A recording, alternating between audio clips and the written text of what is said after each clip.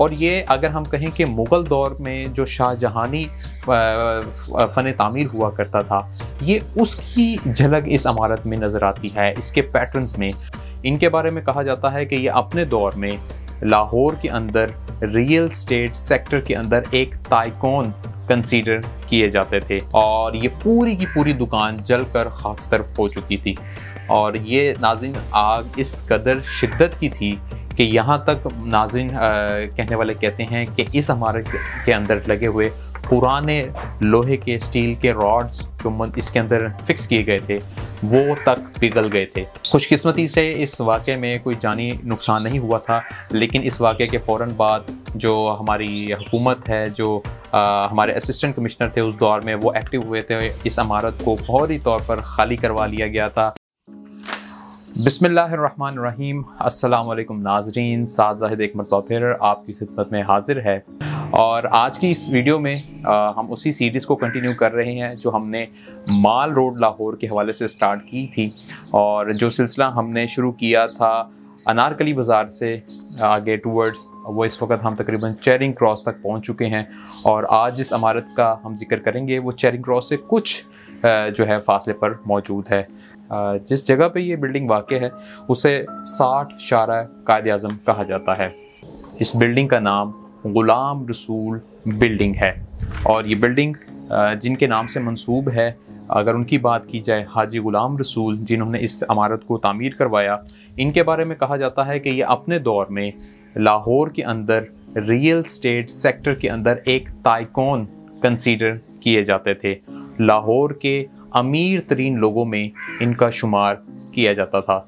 माल road की जितनी भी इमारतें देखें वो लाहौर के बड़े बड़े उमरा ने तामीर करवाई। उनमें हिंदू भी शामिल थे, उनमें मुसलमान भी शामिल थे और उनमें सिख भी शामिल हुआ करते थे।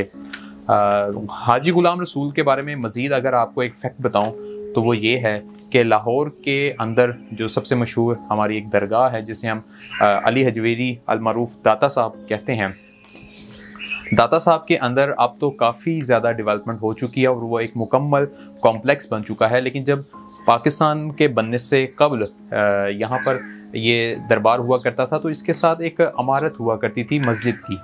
वो जो इमारत मस्जिद की हुआ करती थी जो कि आप अपनी स्क्रीन पर देख पा रहे हैं, इस इमारत के बारे में, इस मस्जिद के बारे में भी यही बात कही जाती है कि ये मस्जिद भी हाजी ग़ुलाम रसूल ने ख़ुद तामीर करवाई थी।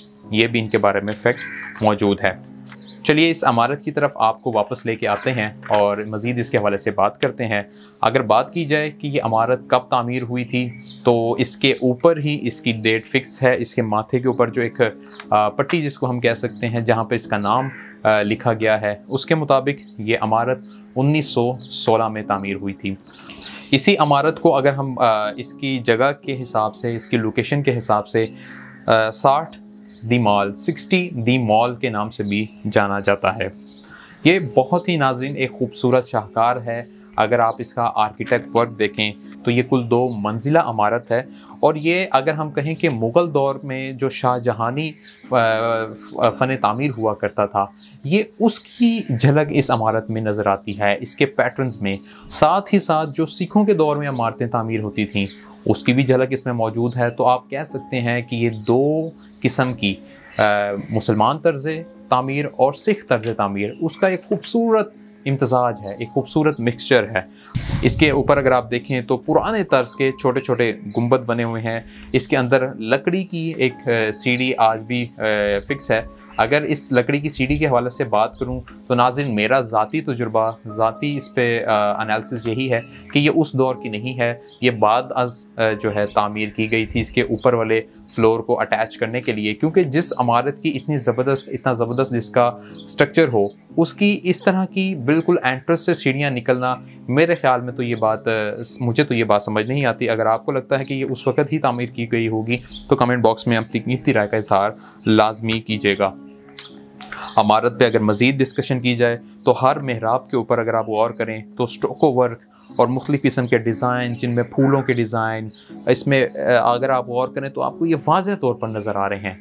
माल रोड के ऊपर जो मुख्तलिफ़ बिल्डिंग्स हैं जिनकी अगर स्ट्रक्चर की बात की जाए तो इसका स्ट्रक्चर बाकी सब के मुकाबले में काफ़ी यूनिक मालूम होता है। महराबों की अगर हम कुल तादाद की बात करें तो नाज़रीन काउंटिंग के मुताबिक इसके कुल महराब 12 हैं, 12 महराब इसके ऊपर बने हुए हैं। नाज़रीन ये हमने बात की इसके वर्क के ऊपर, इसके स्ट्रक्चर के ऊपर। अब आपको कुछ हिस्ट्री में जो इस इमारत के हवाले से जो इंसिडेंट्स हुए उस पर मैं रोशनी डालता हूँ। इस इमारत के अंदर नाज़रीन शहर की सबसे बड़ी किताबों की दुकानों में से एक और बहुत बड़े पब्लिशर जिनका आज भी नाम चलता है फ़िरोज़ सन्स, वो हुआ करती थी। वो इस इमारत के अंदर मौजूद थी और वहाँ यहाँ पर बड़े कामयाबी के साथ चल रही थी। ये बात बताई जाती है 30 मई 2010 की, कुछ जगह पर 2012 का जिक्र है, लेकिन आज से तकरीबन 10 से 12 साल पहले अगर हम जाएं तो इस दुकान में फ़िरोज़ सन्स जिसकी हम बात कर रहे हैं, तो इसमें नाज़रीन बहुत ही ख़तरनाक आग लग गई थी और ये पूरी की पूरी दुकान जलकर खाकस्तर हो चुकी थी। और ये नाज़रीन आग इस कदर शिद्दत की थी कि यहाँ तक नाज़रीन कहने वाले कहते हैं कि इस इमारत के अंदर लगे हुए पुराने लोहे के, स्टील के रॉड्स जो इसके अंदर फिक्स किए गए थे वो तक पिघल गए थे। इसके बाद एक और incident, a very unfortunate incident जो इसके बाद हुआ वो 2019 में होता है। और 19 के अंदर नाज़रीन लाहौर में बहुत ज़्यादा बारिशें हुई थी, मुझे आज भी याद है। और उन बारिशों की शिद्दत ये थी कि इमारत क्योंकि कमज़ोर हो चुकी है और वो बारिशों का पानी जो इसके ऊपर इसकी छतों पे खड़ा रहता है वो इस चीज़ को बर्दाश्त नहीं कर सका, तो इसके बिल्कुल मरकज़ी जो गुंबद इसके ऊपर मौजूद है नाज़रीन वो कोलैप्स कर गया था, वो गिर गया था।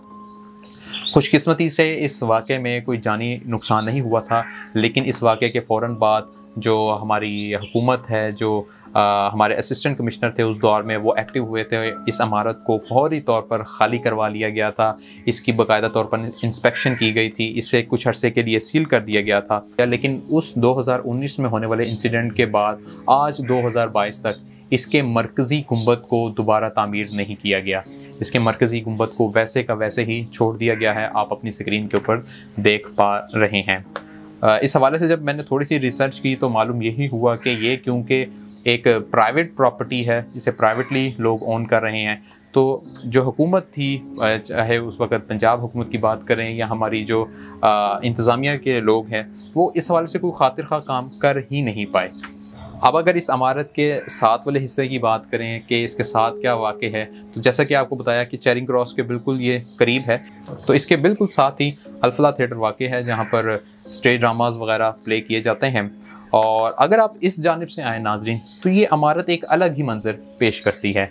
आप गौर कीजिएगा कि यहाँ पर ऐसा मालूम होता है कि इस इमारत के बिल्कुल साथ इसके लेफ़्ट साइड पे कोई जंगल हो, बड़े बड़े पुराने जो 100 साल पुराने दरख्त हैं वो इसके यहाँ पर मौजूद हैं। और हैरान कुन तौर पर आप देखिएगा कि इस इमारत के साथ बिल्कुल इसके पैरेलल बरसाती नाला भी बह रहा है और जिसके अंदर जो गंद पड़ा हुआ है वो आप अपनी स्क्रीन के ऊपर देख पा रहे हैं। इस नाले को, इस साइड को, जो इसके लेफ़्ट साइड है, इससे वाज़ह तौर पर मालूम हो रहा है कि कई सालों से साफ़ ही नहीं किया गया। नाज़रीन आज के लिए इतना ही। इस इमारत की अगर हम कंक्लूड करें तो नो डाउट इस इमारत का डिज़ाइन बहुत ज़्यादा यूनिक है, बहुत ज़्यादा पैसा इसके ऊपर तामीर करते हुए लगा होगा यकीनी तौर पर, जो नज़र भी आता है। और इस इमारत के हवाले से एक चीज़ ये ज़रूर कहना चाहूँगा कि इंतज़ामिया को चाहिए, हुकूमत को चाहिए, जो इसके ऊपर वाला गुंबद है जो कोलैप्स किया था 2019 में, आज 2022 होने को आया है। लाहौर हाई कोर्ट ने भी जो माल रोड की इमारतें थीं उनकी ताज़ीन व आराइश का बाकायदा तौर पर हुक्म जारी किया था, लेकिन उस हवाले से भी जो वर्किंग है वो अभी रुकी हुई है, कोई काम आगे नहीं चल रहा। नाज़रीन आज के लिए इतना ही। आज की वीडियो आपको कैसी लगी कमेंट बॉक्स में अपनी कीमती राय का इजहार लाजमी कीजिएगा। अपने मेज़बान साद जाहिद को इजाज़त दें। इंशाल्लाह अगली वीडियो में दोबारा आपसे मुलाकात होगी। अपना बहुत सारा ख्याल रखिएगा। अल्लाह हाफ़िज़।